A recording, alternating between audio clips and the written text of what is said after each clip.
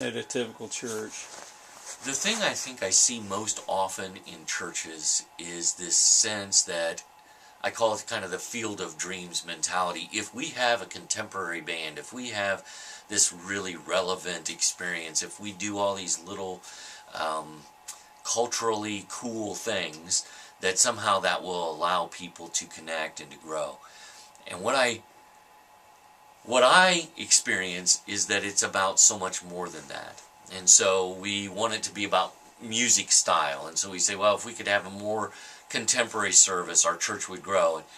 And although that may be true, it's really more about connecting people to one another and to the heart of God.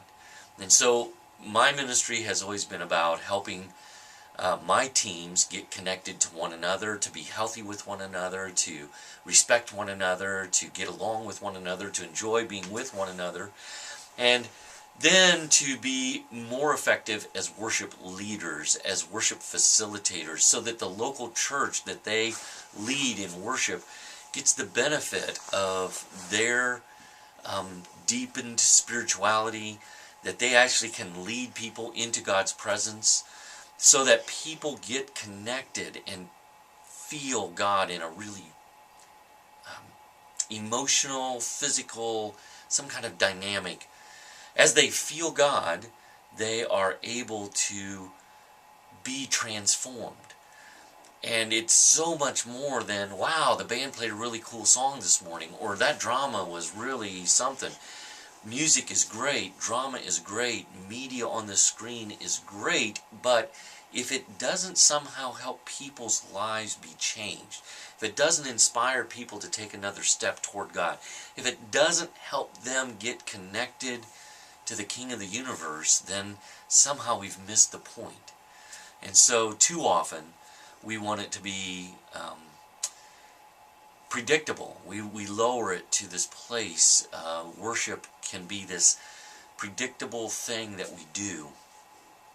So we say, well, we'd like our church to grow. We'd like our people to be healthier. We want them to be better parents. We want them to be better children. We want them to be better employees at work and better friends with one another, have healthier marriages. And we believe as Christ followers that that happens when they get in touch with God, when they actually come into the presence of God in worship on a Sunday.